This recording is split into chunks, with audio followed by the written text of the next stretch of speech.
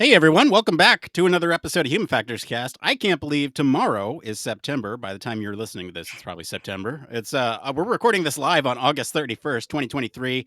Like I said, this is Human Factors Cast. I'm your host, Nick Roome. I'm joined today by Mr. Barry Kirby. Hello. And Kate Preston is back to join us since we didn't scare her away last time. Hello, it's good to be back. Good to have you, Kate. We got a fantastic show for you all lined up tonight. We're going to be diving into Twitter, X, whatever you want to call it, and how trust is a finite resource in human factors.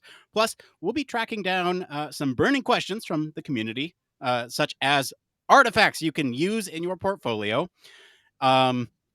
We'll also be discussing how to convince stakeholders to let you do your job, and we'll also explore how to incorporate research into the early stages of product development. So some riveting questions. But first, we got some programming notes. Hey, we have some stuff, I guess, here that I will read out. Episode 3 of Safe and Effective is out now, so please go listen to that if you can. You have a long weekend to do so. So I would appreciate that. Heidi would appreciate that. It's a great episode. Encourage y'all to go listen to it. Wherever you're at right now, if you want to leave us a review, that'd be really nice of you. And we'd be eternally grateful. And you know what? If you want to become a Patreon member too, you can do that and influence the show. So we can always talk about that later. But Barry, I have to know what's going on over at 1202. Well, 1202, we talked about the differences in the balance between academia and industry. We're in the interview with Dr. Mark Young. Mark is the current president-elect of the Chartered Institute of Economics and Human Factors, but he's recently, after a number of years in industry, he's moved back into academia. And so therefore I take the time to ask him what's the difference and what do we think the different drivers are for both sides, and how do we get to understand each other better. So as usual, probably well worth, rather than me trying to explain it, you're going to have a listen, find out what you think, and hit me up with it with your comments afterwards. Yeah, really give it to him. I really want you to give him the hard questions. All right, let's get into the news.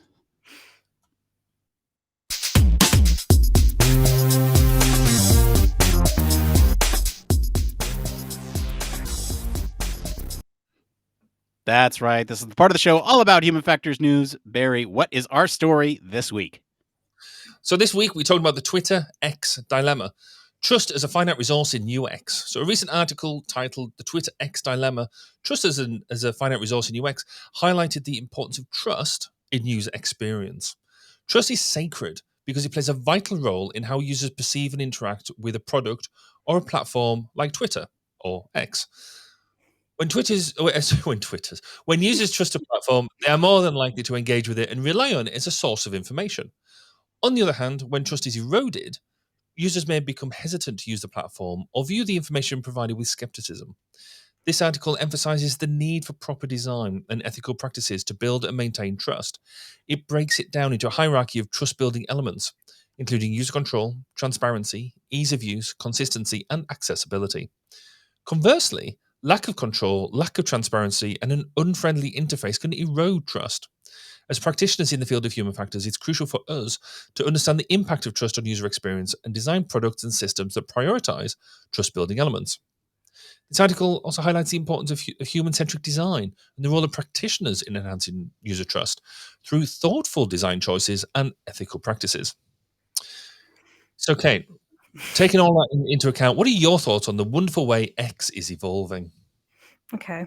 Well, my initial reaction is it's a real shame. So I have used Twitter since it first started. I mean, I remember getting it. I was 2013, something like that. And it's all the tweets are still there. I haven't deleted them. So if you go back enough, it's really embarrassing. And no, please don't though, but it is embarrassing. But I also now use it a lot for my work. And I spent ages like curating my followers and getting a good group of people, and I always enjoy my feed. And I also use it to recruit lots of participants for our PhD work. Really, really useful. And then suddenly one morning I woke up and it was an X, and I didn't know what was going on.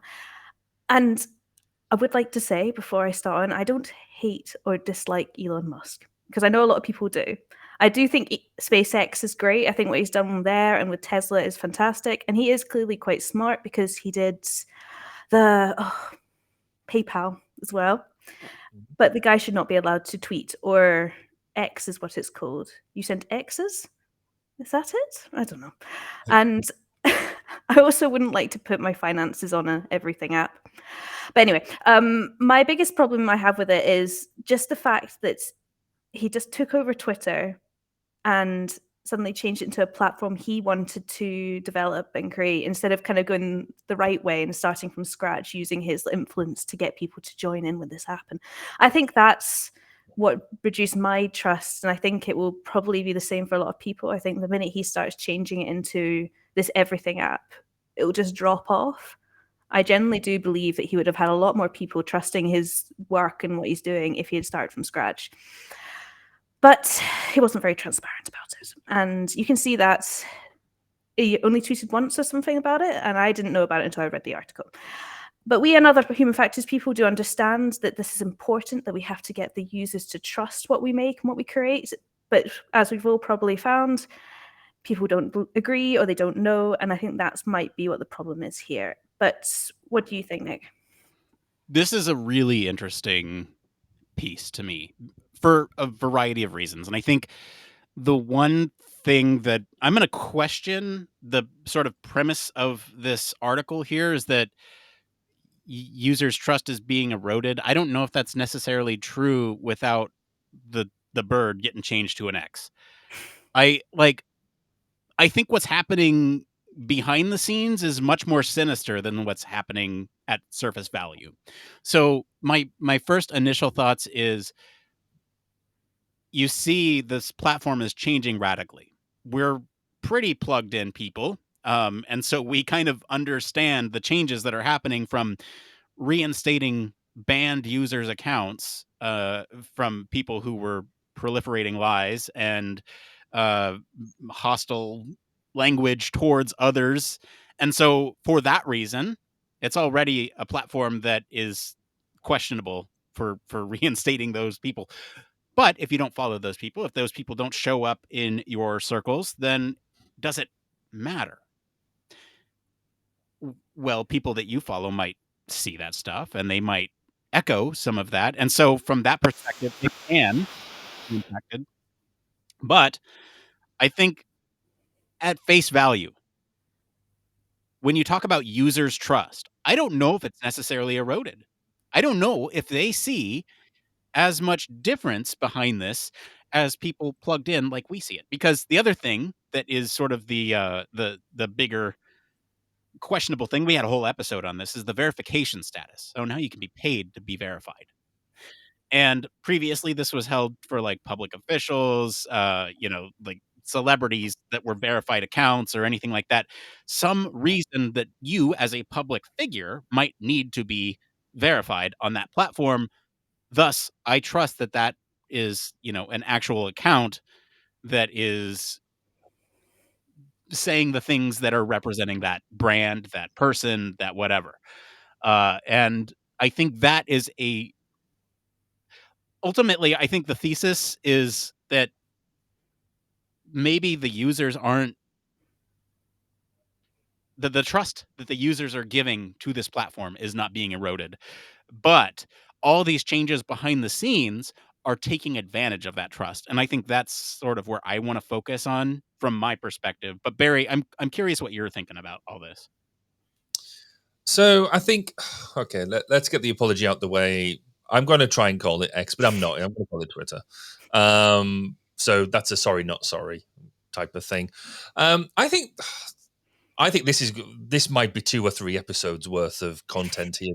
There's so many different ways we can go. So, are we just going to spend an hour laying into Elon Musk himself about what he's done to an iconic brand? Because there's a lot of personal behavior and elements here that we could just go and just do that. But perhaps can we be a bit more professional? Perhaps maybe a bit more systematic and do a fully reference human factors based roast of Elon Musk, because that might be better.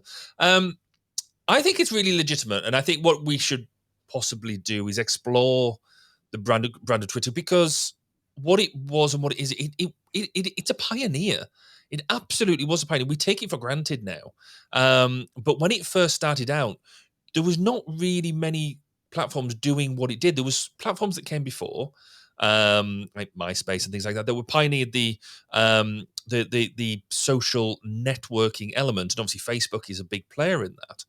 But Twitter very much came and did it was the short form, it was the short, sharp, focused messaging, and then it had to build tools as it went, as problems were found. So the ability to lock up accounts, lock messages, private accounts, blocking people out. The user base was growing and diverse and didn't really know what it was targeting. And it's managed to evolve into a current, what is the best non-offensive term, is a chaotic situation that we have at the moment. And I mean, another good thing, which is just bewildering, is the taking away accounts of long-time users. There's been long-time users there that, because Elon wanted somebody else to have a particular account handle, that they just took it away from this long-time user who had it since Twitter's inception, and they said, oh, by the way, we're taking that away from you, but actually you can have this other one instead. Or you had to pick from these 5, and apparently 3 out of the 5 were other people's accounts as well that they were just going to shove along. It was like that was mad. But when you think of that from a business perspective, all these people who maybe had businesses or podcasts or something already named, and you print your literature with your Twitter handle on it. Anything that's now printed with a Twitter logo on it now is defunct anyway. Thanks for that. I'm gonna have to get all our stuff redone. It's the reliance and where it stands in society now. It's more than just a simple business endeavor. It is part of a fabric. I mean, you have films they've got it as a centerpiece. Chef being a brilliant example, brilliant film. So rather than me ranting on, should we do this whole slightly more systematic viewpoint, do we think? Where would we like to start? Nick, where would you like to go? Oh man, that's my question for you all. I like there's a lot of places that we can go, but I think we start at the surface value and then we get deep, because we can start just at the whole mismanagement around what the heck do we call this thing? Because we're referring to it as Twitter, as X. And the fact that we don't know how to refer to this thing is already just a big, like you were saying before in the pre-show, that we were that you saw this like cracked icon on your screen and weren't quite sure what it was, right? I mean, I'd been keeping up, so I kind of knew what it was. It was in the same place as my Twitter app, so I figured, okay, there it is. And I got a heads up on it a couple days before my app icon actually changed. I still refer to it as Twitter. It is Twitter. But I don't understand the need to change it. And if there was a change, then why not do it slowly over time? And it feels like all these changes, these drastic changes in some cases, are being not staggered out, and that is eroding trust.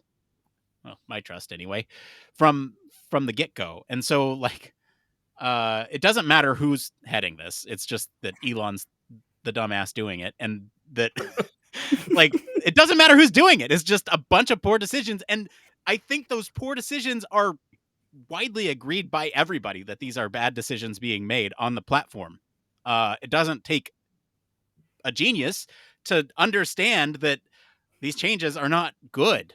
And I think this is an interesting thing that we can bring up too, is that the trust aspect is getting mainstream attention right now, that human factors practitioners, UX folks can jump on and say, look, trust is important. Look at Twitter, look at X, whatever it is, look at it, because this is what's happening. Trust is being eroded, or people are noticing things that are going to, over time, have a larger impact on that platform. And people have been saying it's slowly being killed. Fine. There's still a lot of users on it.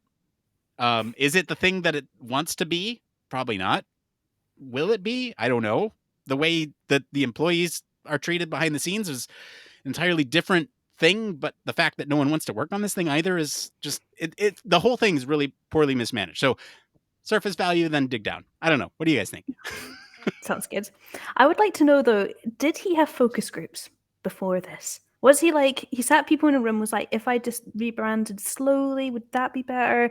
Or should I just do a quick, sharp Elon way? Because I don't know. I would like to know these things. Like, and that might just be me.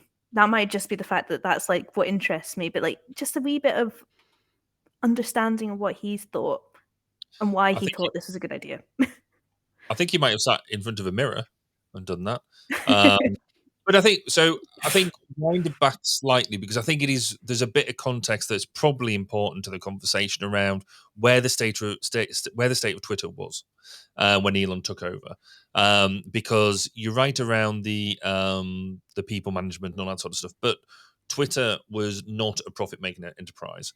It was spiraling debt, and so there was a need for radical change, which is why I believe they pursued Elon, and Elon was very open to doing the takeover, because he thought he could make something better out of it. He thought he could rescue it or whatever. Then there was the whole bit around the valuation and that sort of stuff. So when he finally took over, we knew, or I guess anybody who's seen what he's done to other things, that there was always going to be radical change, and he had to do or as far as he saw it, there's the whole silly fiery hire process where he seemed to just slash everybody, and then retain a couple of interns at the to keep the thing from completely falling down. Obviously, there's a lot more people employed than that. So something had to happen. Something had to do that, and it seems to have been that the key people he got rid of were the ones who were pulling that platform together. And then I think, Kate, you made a really good point around his, the ulterior motive that perhaps nobody saw, that he's had this desire to generate this one app that does everything, as we like to call it, Facebook. This app that controls everything from your life, and this is his mechanism for doing that. And I have to agree with what you said around, was that just cheating, or does he see this as a legitimate stepping stone?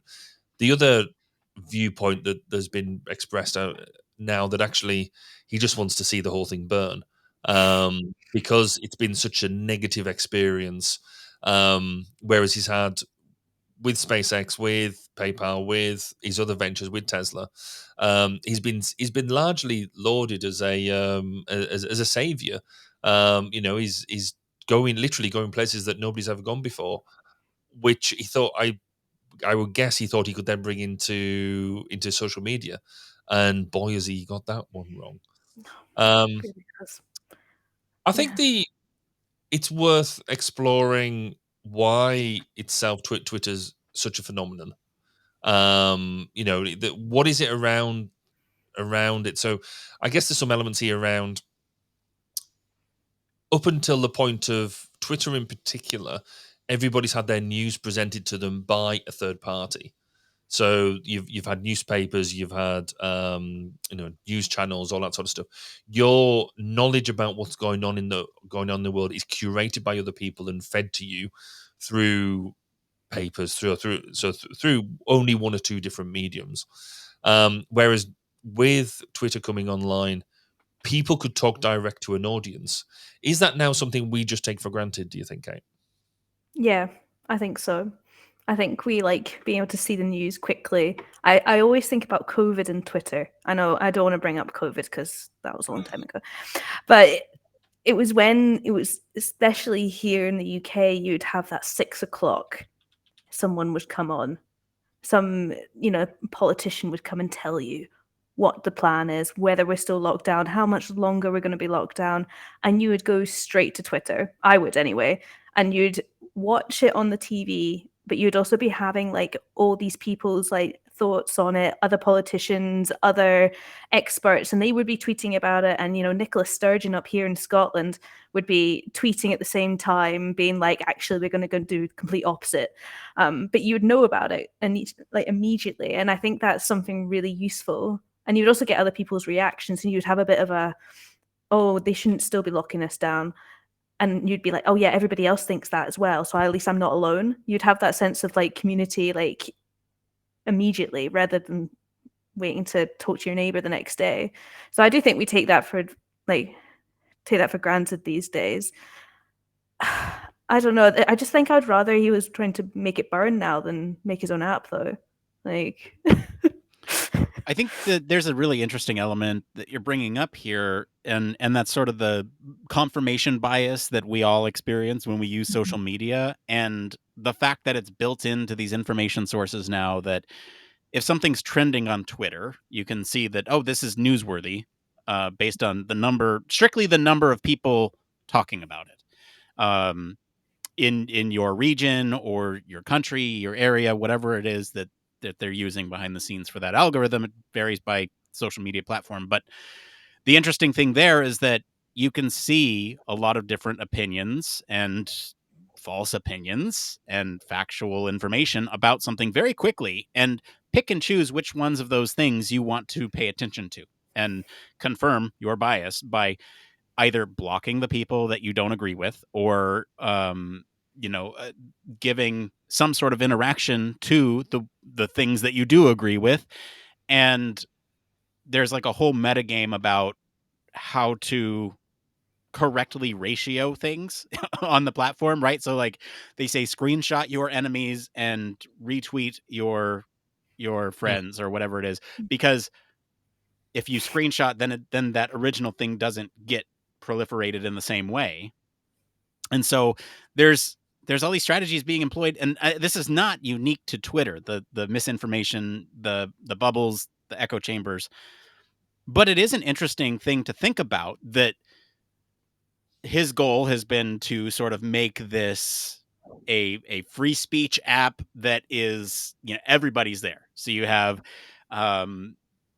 people like politicians who are spouting lies on the platform, getting reinstated when they had a very good reason to be taken off the platform, especially in politicians' cases, because they are presumably they should be trusted people that are in elected office. And so the fact that we're going back on that, and that I mean, there's the whole conversation of, do we deserve that? Because then if we've elected them, then we've dug our own grave in some ways, but then not everybody elected them. They're representative of a part of the world, right? And so that's ultimately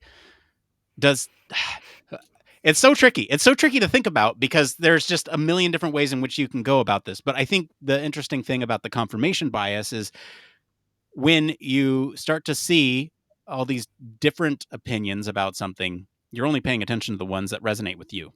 And so you're right. There's no longer and I hate this term, both sides approach towards looking at the news when it comes to social media sites, because you are getting it fast and by a lot of different sources. A lot of times things will not be confirmed as fact as they get out there. And so you'll see this like misinformation. And so there's already a whole bunch of issues with trust, and the fact that there's a lot more things going on behind the scenes rather than just an app icon change that are actually happening to undermine that trust. Or I shouldn't say undermine, because really it's take advantage of, I think. So I guess the biggest thing for me that you highlighted there was the speed, because in the grand scheme of things, we've always had people playing fast and loose with the truth through media. I mean, just look at the different newspapers that you get. Look at the different news channels. I mean, America is a great example where you've got so many news organizations, and some of them, you can get two very different interpretations of an event that is broadcast through a number of different channels. So really, it's what has always been a problem is understanding whether Twitter itself is a publisher, or is it just a vehicle? Because actually, all these different people are mini publishers in a way, and that's governments have struggled with that view. So we've had to deal with that. But it's, I guess, looking at some of the things that we've had to learn because of social media. So we talk about some of the mechanisms that are perhaps being rolled back. I mean, just the need to block people. You know, you don't walk down the street or go into a pub or a sports thing and sort of say, right, you go and stand over there. I'm not talking to you because I just don't want to see you in my social bubble. But you I would might if turn, you could, right? You would if you could. I turn my They'll back on be them. I would. coming. Yeah. Just think of Black Mirror, then it'll happen. Yeah, but the need to block people suddenly got very serious because they could be there in your feed with the same level of attention from yourself as good people. So we're not just talking about just people you just don't dislike, though that might be there, but it could be trolls. It could be more serious. It could be like stalkers, domestic perpetrators of domestic violence, coercive control. It's a massive vehicle for that because of that type of thing. Bullying, and we're not just talking about children, but adults too. You know, and so they've had to bring in these tools of like blocking, and this is where again we're now losing trust because Elon is now talking about taking that away. So the ability to block people, the ability to curate your own bubble, is perhaps one of the strongest mechanisms you can have in there for your own personal safety, your personal physical and mental health. And they're on about throwing that away just because he can, just because it's on his own private whim that he doesn't think we should be blocking. I hadn't Whilst realized he was blocking that. He was blocking. well, and the irony Removing is that he's block option. somebody else was commenting on him blocking that, but they couldn't pull him in directly because he'd already blocked them. So anyway, but then so there's things like that. We mentioned verification earlier as well. Now, verification I thought is a really interesting thing because historically, verification through Twitter was, yes, it was free, but it was also very hyper selective. You could apply for verification, and if they didn't think you were worthy, they'd just say no, we won't bother. And so you'd have some people who would get verified, and go with that. But then you'd have other people who they maybe either just didn't apply for it or would apply for it and get turned down, like me. Not that I'm bitter, but you get turned down for verification. Now, I think personally, verification is a very good thing because it shows that you are who you say you are. So when they come up with the paid verification, I was like, well, actually, I don't think that's necessarily a bad thing. What I didn't like was them turning around and saying, well, actually, what you're paying for is the tick. What you're paying for is the blue badge. We're not actually verifying you as such, really. You could still scam it through, and you could still have a name that doesn't mean anything, etc., etc. So, yeah, that's where they've ruined it by bad implementation. Yeah. Well, I think it goes back to what you said about publication, whether it's publication or someone is just saying something. If you had the blue tick, it could be seen as publication because you knew it was coming from a proper source. Like you could take what a politician was saying as seriously as you can take what politicians say seriously, because you know that they were actually the politician rather than just some randomer pretending to be them. But now it's like you can't trust anything unless you know them. I will jump in here too. Like, we actually had a whole discussion about this when the verification system just came out too. Hard to believe that was 9 months ago. Wow. That episode is from December 1st, 2022.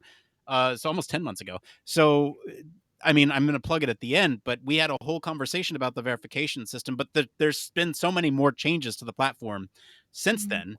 And you're right. Like the whole idea of who owns these check marks and who is presenting the information goes against what we would expect historically from journalistic integrity, which, hang on, I Googled it. I mean, look, it's to seek truth and report it. And now even truth is being questioned. This includes fact checking, not intentionally distorting information, identifying sources, avoiding stereotypes, and supporting the open exchange of opinions.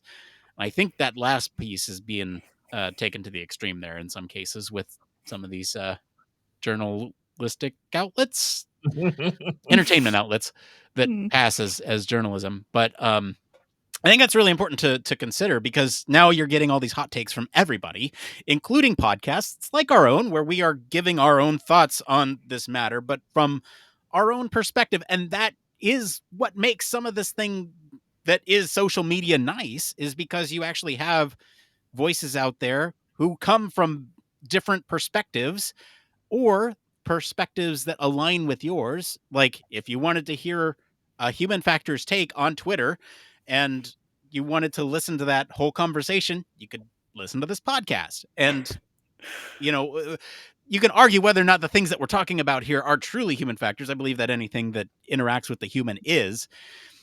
We might get a little bit more philosophical at times, but I think, that's our background. That is where we're coming from. And so our thoughts are likely to align with people who are watching or viewing this program.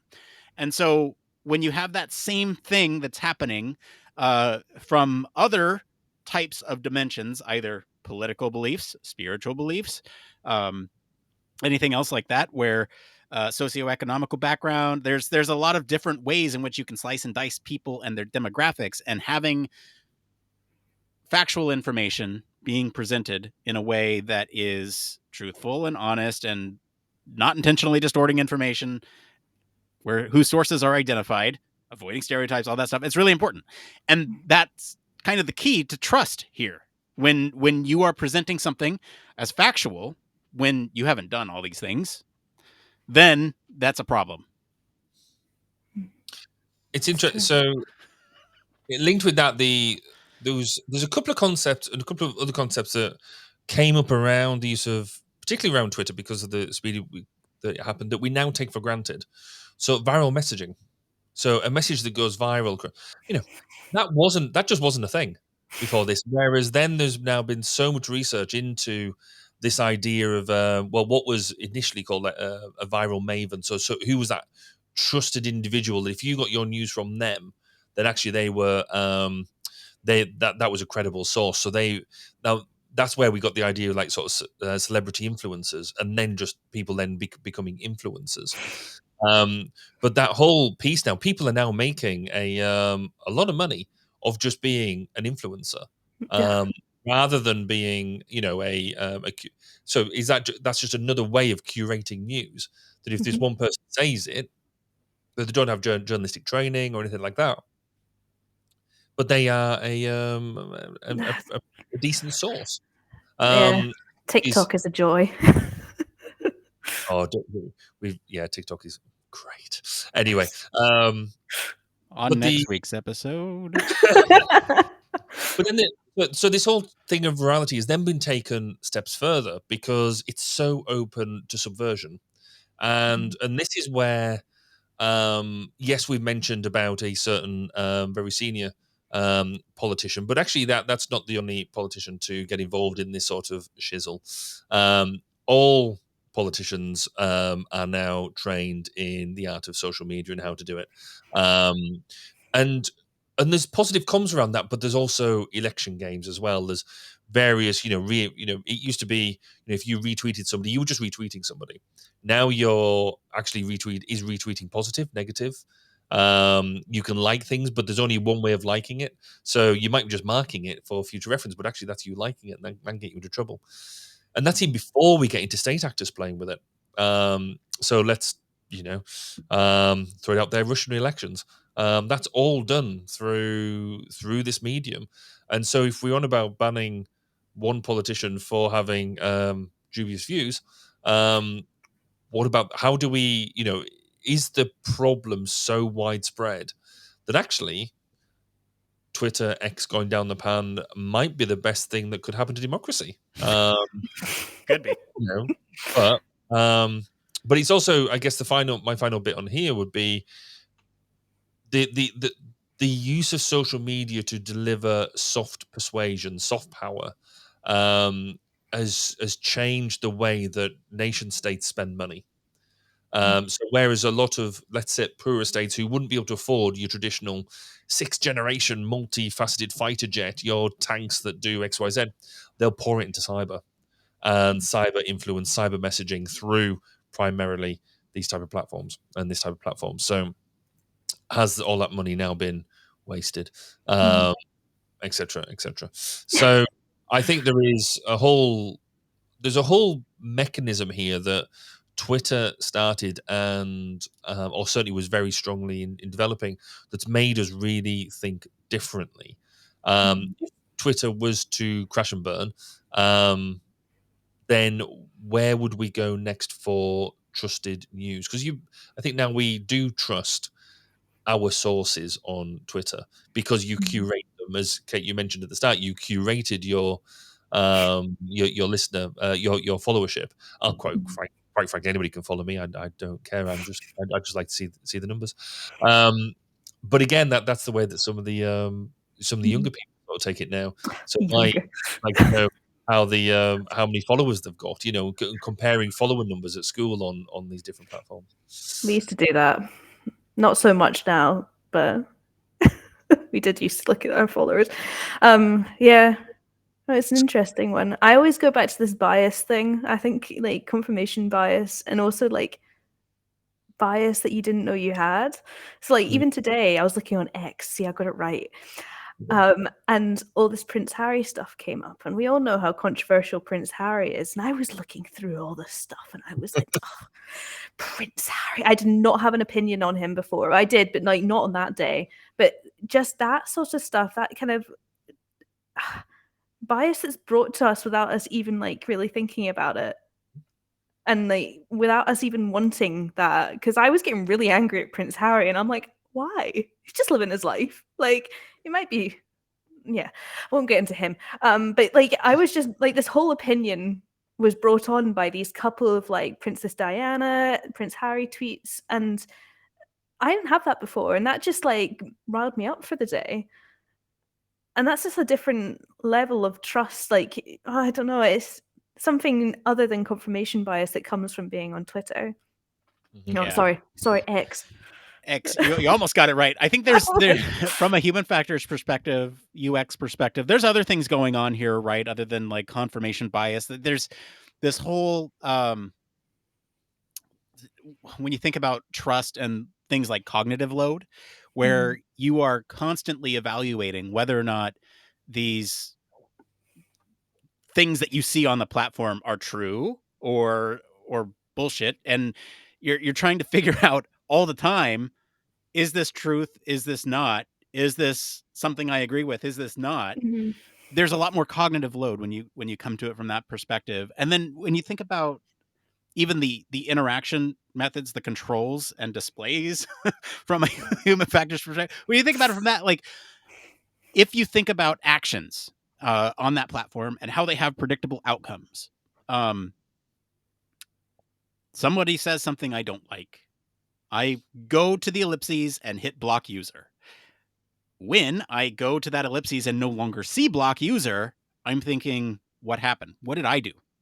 It is eroding my trust in my ability to do the thing when they've just flat out removed that. And so if it undergoes these like changes without any communication, they might, the end users ultimately might feel like they're less in control over things. And control is a huge aspect of trust when it comes down to it, because the more control you're perceived to have, the more trust you have in a system. So like you can see this in like automated vehicle literature, automated systems for aircraft, anything like that.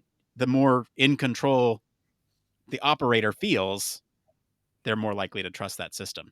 So I think that's kind of my final thoughts. I want to do one more round just in case anyone had any last nails in the coffin for Elon. Barry, we'll start with you. Branding's terrible. I think the fact that he's gone, that there was a whole ecosystem almost, a whole vocabulary around you. You tweeted, you read tweets, you were on Twitter, all of this sort of stuff was all set up, and the way that he tried to generate it by saying, you're on X, you are Xing, and I can't even remember the rest of it. It just makes people now unsure about what it is they're actually doing. They've taken, some activities that people were used to doing, tried to reformat them, and it's now made people apologetic for not knowing quite how to get it right.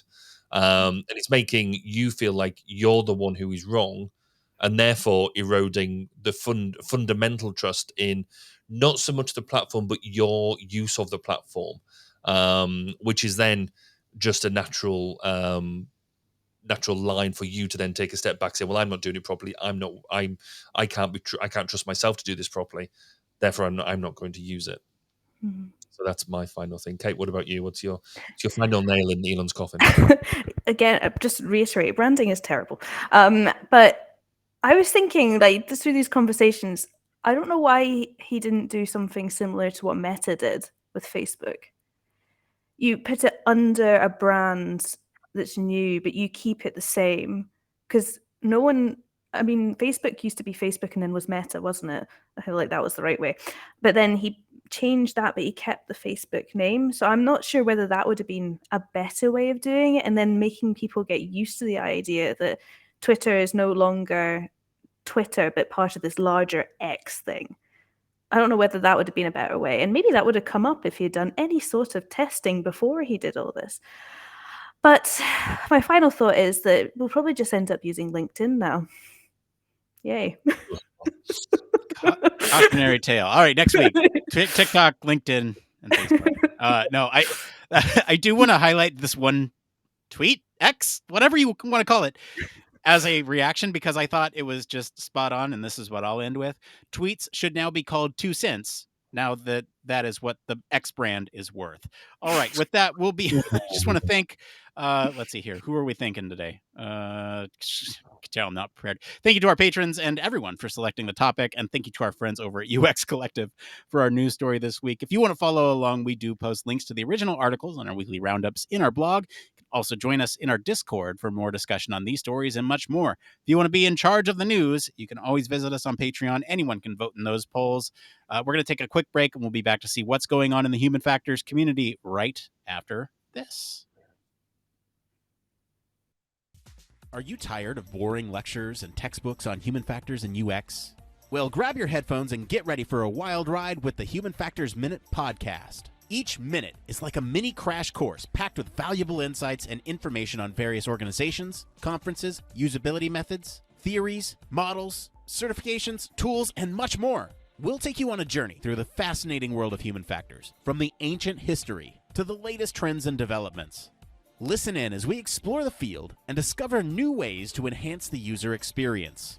From the Think Aloud protocol to the critical incident technique, focus groups, iterative design, we'll make sure that you're the smartest person in the room. Tune in on the 10th, the 20th, and the last day of every month for a new and interesting tidbit related to human factors. Don't miss out on the Human Factors Minute podcast, your ultimate source for all things human factors. Human Factors Cast brings you the best in human factors news, interviews, conference coverage, and overall fun conversations into each and every episode we produce. But we can't do it without you. The Human Factors Cast network is 100% listener supported. All the funds that go into running the show come from our listeners. Our patrons are our priority, and we want to ensure we're giving back to you for supporting us. Pledges start at just $1 per month and include rewards like access to our monthly Q&As with the hosts, personalized professional reviews, and access to the full library of Human Factors Minute, a weekly podcast where the hosts break down unique, obscure, and interesting human factors topics in just 1 minute. Patreon rewards are always evolving, so stop by patreon.com/humanfactorscast to see what support level may be right for you. Thank you, and remember, it depends.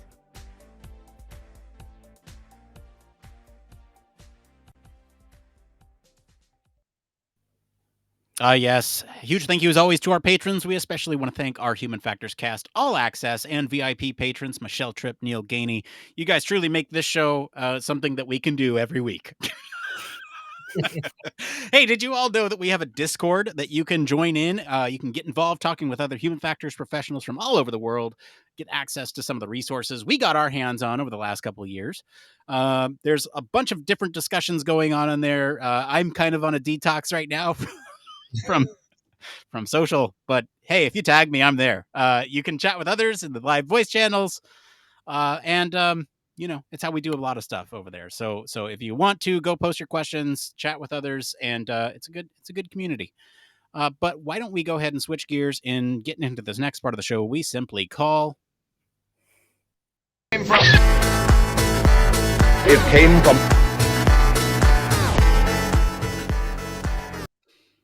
That's right. It's the part of the show where we get bad questions from Reddit. This is where if you find any of the answers, just will give us a like. I don't know. Since we're talking about tweets and X's and just and all the socials, that really helps the algorithms, right? There's a little button down there. Just give us a like. All right, we have 3 up tonight. This first one's from the UXResearch subreddit. This is by llususu.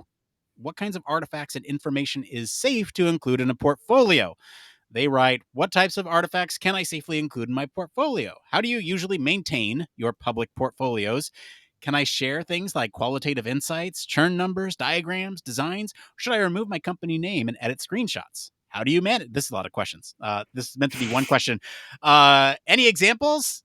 I don't know. Kate, do you have any thoughts on sharing things publicly? Yeah. Firstly, artifacts makes me think of Outer Wilds, the game. If you've not played it, play it. Just my little plug.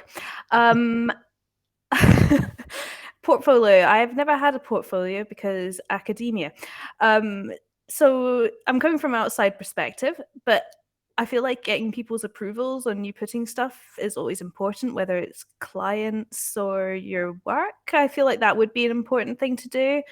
My idea and something that I would probably do is work up your own version. So you might have made something for a client or whatever, and you like the design, but you could work up your own version that kind of takes elements of that and be like, this is an example of the type of work that I have done, rather than having to go through all the permission stuff in case you have a boss that isn't particularly happy with you doing that sort of stuff. But as I said, never really had a portfolio, so I'll hand over to Barry and see whether he can add anything else. I'm going to say what Kate said, because I've never really had to have a portfolio either.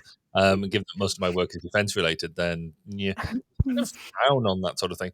That's not necessarily strictly true. So there's fundamentally ask permission. This is where you ask permission rather than seek forgiveness later on, because if you've done work for a client and you want to show it off, so we do this quite often now, that if we run some trials or we get media or we do whatever, we ask the clients if they're happy for us to share the fact that we've been engaged with them, if we can share the media that we've used. So we ran some trials recently where I put some of the pictures out on LinkedIn.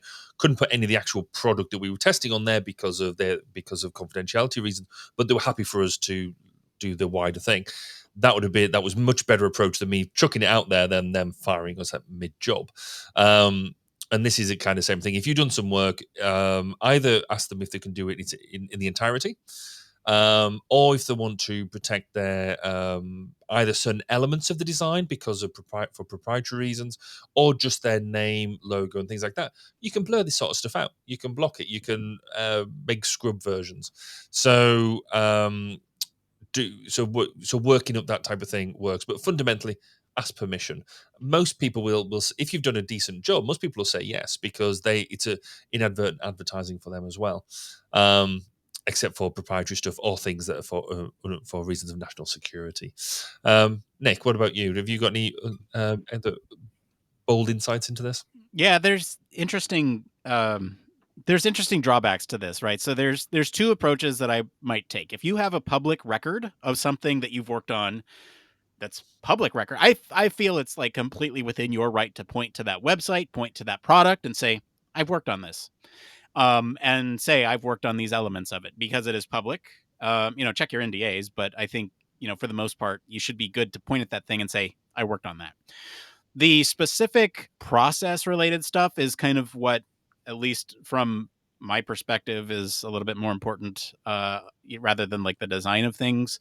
When it comes to a portfolio piece, I'm much more looking at how does somebody think about things? How do they approach problems?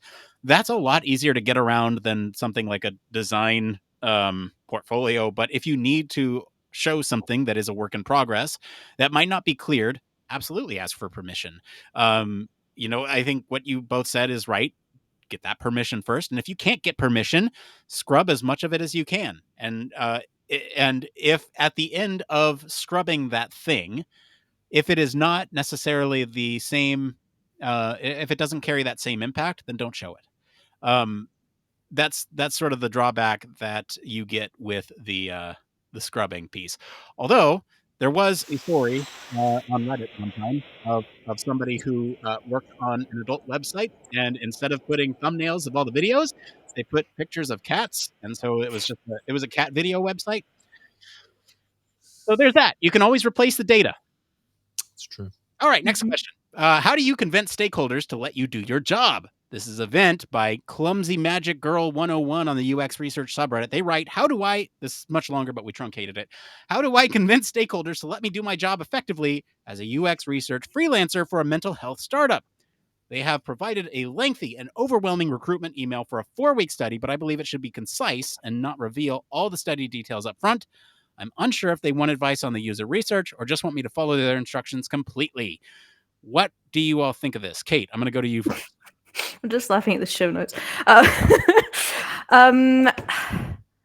think ask them initially, and if they are funny about it and they don't really know, I would probably write up my own version of what I think is right, or at least bullet point it for them, being like, I think you should include this, this, and this, and then take it back to them and be like, this looks nicer. This is much easier for people to read. It's a 4-week research project.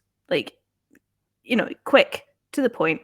And then be like, if someone is interested in like having the job or anything, you can always send over those extra long notes to them. And then like, at least that person is interested and isn't just scared off by a really lengthy description. But that's what I would do. I don't know about you, Barry. So, because you're going into this as a freelance, then if you're doing a short-term piece of work, you've got to come to an evaluation there. Is it worth? Is the juice worth a squeeze?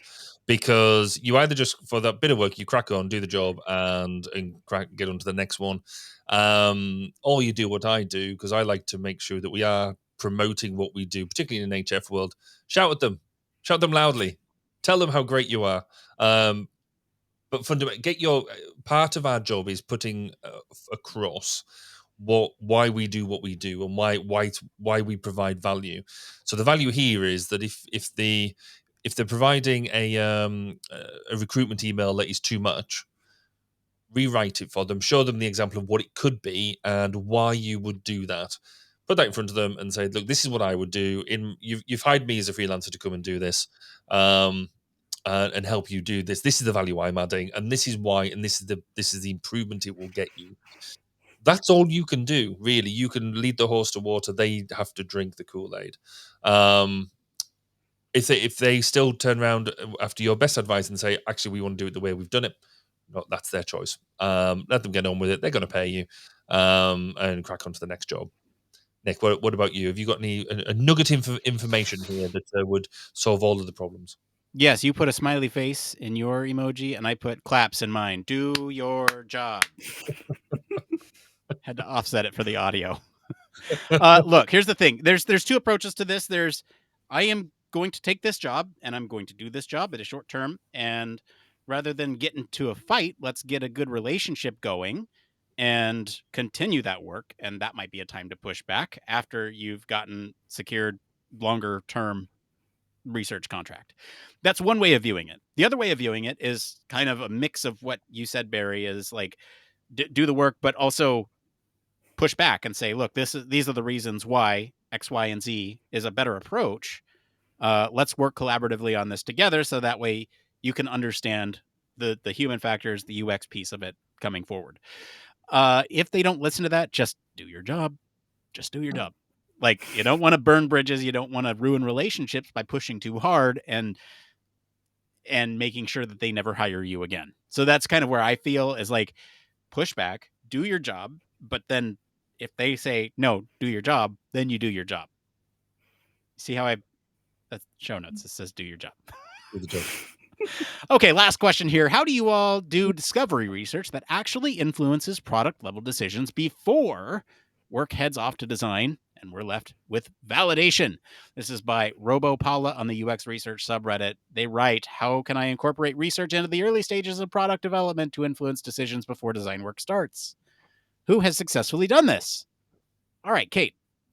I have. Well, no, kind of.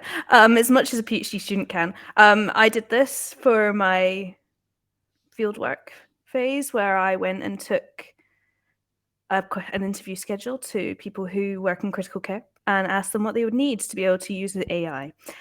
And I got some really useful stuff and some stuff that really showed me what has to be done. And that's a lot before you can actually use it, but all useful stuff. And I think there's a lot of approaches you can use for this, like requirement analysis, workflow analysis, so you understand how the project will fit in with what they're doing currently. And there is a lot of articles out there on this, so I didn't snatch this idea out of the world and claim it as mine. I did look at the research, so I think getting people on board is really difficult, but the best way about going about it is building a case for it. So finding articles, examples, and writing that up. You could even add in good and bad examples. So for example, this person didn't do a user requirement analysis, and look how crap the project is, or like the end goal. But this person did, and look how great it is, and they didn't have any problems or anything. And then what you do is you write it up in some sort of case study, or you make a nice presentation, sit everybody down and be like, this is what you should do. We are doing this from now on. We can have a discussion about it, but this is what's happening and this is why. That's what I would do and have kind of done in the past. But I'll let Barry add in from a more, industry side. I go back to my earlier example, what she said. I think it is that lead by example piece. It's that lead the horses to the water, because if you can show them where the value is, show them why you do what you do. What I tend to do now when we go with new clients is we go along with the process and say, right, this is the process. You are going to get the whole process. The first part of that process is effectively the discovery phase, and we call it something slightly different, but it's effectively the same thing. And in that, it's important because we are coming to your business, your organization, your product. We know nothing about it. We know an awful lot about human factors. We know an awful lot about different domains, but specifically your organization and the particular instance that you're wanting to employ us in, you're the expert in that, not me. So we need to learn about that in order to do it. And part of that is going to be internal, part of that's going to be external, part of that is going to be out with the literature. And it's important because if we get that right, and then I will generally throw in for every dollar you spend at this phase saves $100 down the line as well, because that tends to go down well with people who hold the money. But you've got to show them value. And if you can show them value, brilliant. I've worked a bunch of jobs where you haven't been able to do that, and you're effectively along for the ride. And it's not only difficult, but it's heart-wrenching. When you could be doing really, really good things, yet that the product is just going to go to market anyway, or it's going to do whatever it's going to do. So if you can lead by example, great. And it's the best thing that you can do, and keep fighting for that. Nick, what's your perspective? Oh, it's so clear that both of you have never worked at a company with like limited to emergent UX maturity. So here's the thing: is like there are different stages of UX maturity at a lot of different companies, and some are very user-driven companies that incorporate user research at every stage along the way, including discovery. There are other companies that have an absent level of user consideration, where they are just building something and just do it.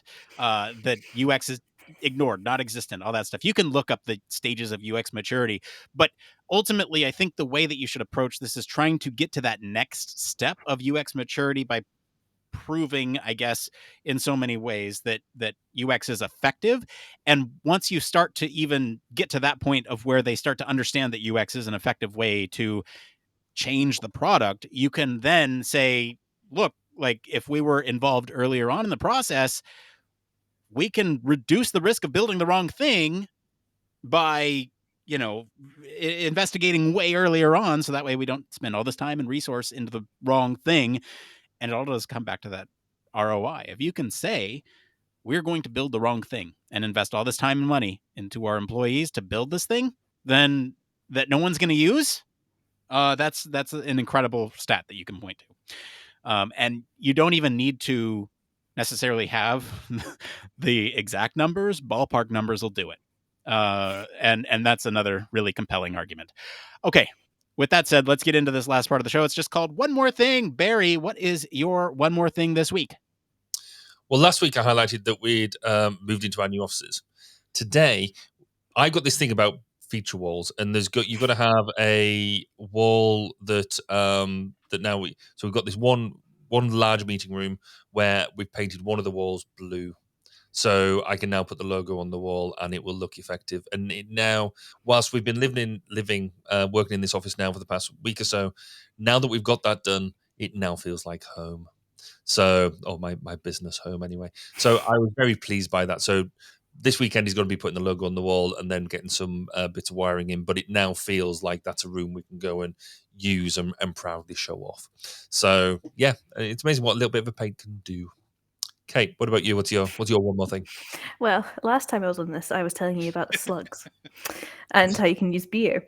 But I thought I'd get the other side of it, that my artichokes are ready for harvest. Artichokes are funny looking things, but I looked out this morning. It have to be the size of a golf ball. So they are right now. So the weekend or maybe tomorrow evening's plan, or maybe while I procrastinate tomorrow, will be to go in and cut the artichokes and preserve them and make those kind of oily artichoke hearts that you put on pizza. So I'm just very excited about my artichokes being ready for harvest. Love my garden. Anyway, Nick, what's yours? So in a rare instance, I haven't actually wrote anything down in the show notes, and that's for a very, I guess, personal reason. That I'm burned out on a lot of things. I don't find a lot of joy in a lot of the things that I used to do. And I don't want to end this on a super bummer note. I guess it's more of a call for how do you snap out of it? Or what have you done as a listener that has snapped you out of that thing or has rekindled a spark in your life? And I don't want anybody to worry about me. I'm fine. It's just that, we were talking about this before the show where very tequila, talking about this before the show where the whole AI buzz came around and I was really excited about it, incorporated a lot of it into our workflow. And there's some personal markers for me with respect to the podcast and where we're at and what we should be doing for the next couple of months, especially since there's a high profile event coming up, that I have just not felt the need or spark to even start on all that. Anyway, lots of burnout with everything. And so I guess it's more of a question. How do you reignite the spark for the things that you lost passion for? That's the wrong word for it. It's just are feeling burnout from. I don't know. That's it. And again, I don't mean to stress you all out or end on a bad note, but that's it for today, everyone. If you like this episode and enjoy some of the discussion about Elon Musk having a much worse day than I am, I'll encourage you all to go listen to episode 265, Why Twitter's New Verification System is a Total Disaster.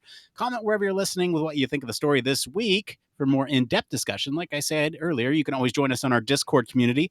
Visit our official website, sign up for our newsletter, stay up to date with all the latest human factors news. If you like what you hear and feel so inclined to support the show, there's 3 things that you can do right now. 1, you can leave us a 5-star review wherever you're watching or listening. That really helps the show.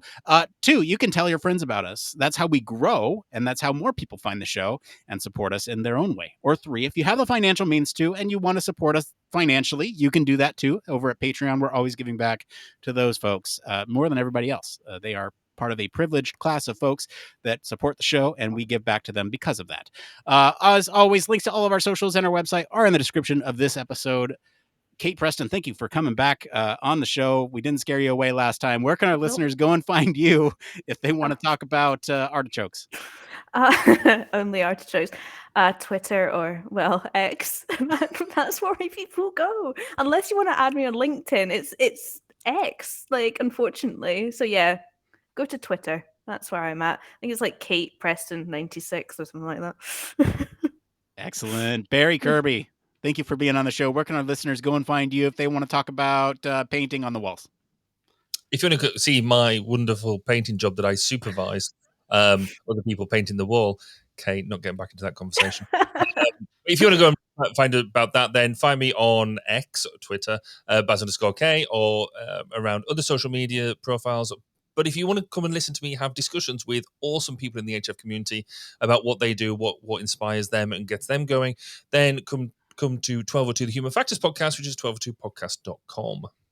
As for me, I've been your host, Nick Roome. If you want to talk to me about Star Wars, parenting, burnout, mental health, neurodivergence, AI, whatever it is, I'm across our Discord and across social media at Nick_Roome. Thanks again for tuning into Human Factors Cast. Until next time, it depends. Depends.